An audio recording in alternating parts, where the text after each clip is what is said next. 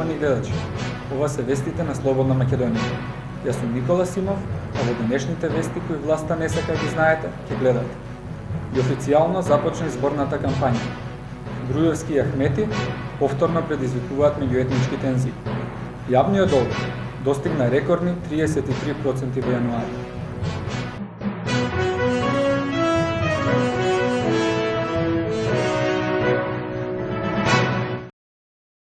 И официјално започна изборната кампања. СДСМ и Сојузот за еднината перманентно се во кампања меѓу народот, со месеци преку работното лето, а потоа и преку отпорашките активности. Денес, опозицијата продолжува кампањата во Струмица, каде на промотивен митинг пред своите сограѓани ќе ги презентираат своите програми кандидатите за градоначалници на Василево, Босилево, Ново село, како и градоначалникот на Струмица, потпредседателот на СДСМ Зоран Заев. Фаворитот на СДСМ и Сојузот за еднината за општина Карпош, Андреј Петров, денес ја официјализираше својата кандидатура. Тој својата кампања започна во Нерези, од каде најави посета на секој дом, секоја куќа и секој стан. Петров истакна дека е убеден во победа уште во првиот круг, бидејќи граѓаните на Карпош знаат да ги препознаат вистинските вредности, принципи и дела. Меѓуетничките тензии и судири кои изминатиот викенд избувнаа во Скопје повторно ги извадија на виделината добро познатите методи на креирање на тензии кои Никола Груевски и Али Ахмети многу пати досега ги употребија во слични ситуации.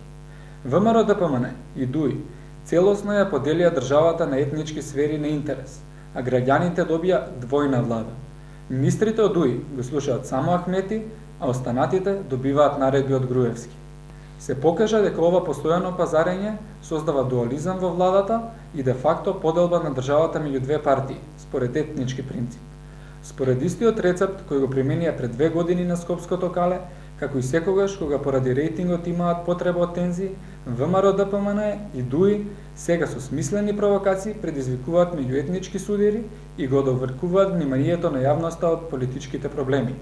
За потсетување, Артан Груби, кој предводеше толпа тепачи на Скопското кале, како награда доби кандидатска функција од ДУИ за градоначалник на Скопје. Граѓаните ги паметат и меѓуетничките тензии во собранието со законот на бранители, положувањето на цвеќе на споменикот на УЧК во Слупчане, како и последниот преседан поставувањето на Тала Џафери за министар за одбрана. Трендот на засилено задолжување што го диктира владата продолжува и во јануари, кога е забележано рекордно високо ниво на јавен долг од 33% од бруто домашниот производ.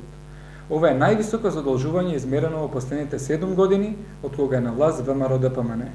Според податоците објавени во дел од медиумите, владата само во последните 3 месеци од странство се задолжила за нови 500 милиони евра, што значи дека секое семејство е оптоварено со нов долг од над 1000 евра само на почетокот на годината.